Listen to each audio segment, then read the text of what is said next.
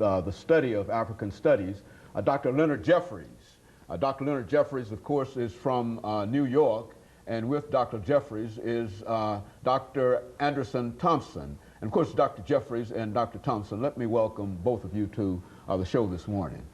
Well, Dr. Haney, we certainly are, it's a pleasure to join your audience, especially to deal with the important topic of African world studies. As a matter of fact, I think, Dr. Jeffries, you and Dr. Thompson are both members of the board of directors of a very, very important organization dealing with the study of Africa from a worldwide perspective.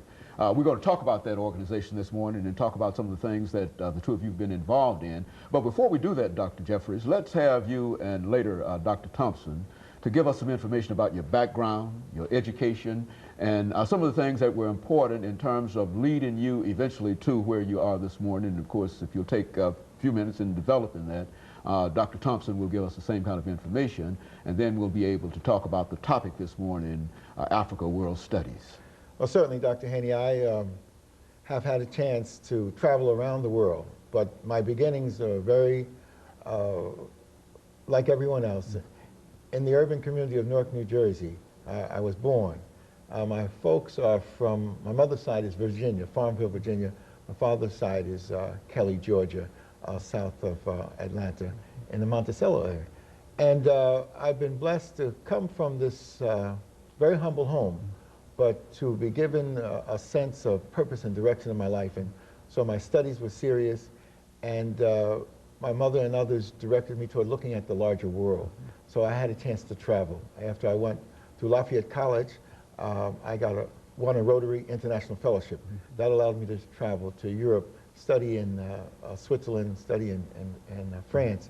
That opened up another world to me, a worldview.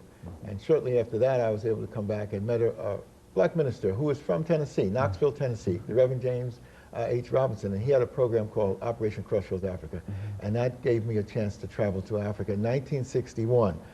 And ever since then, I've been able to travel around the world, been over 100 trips to Africa, South America, the Caribbean.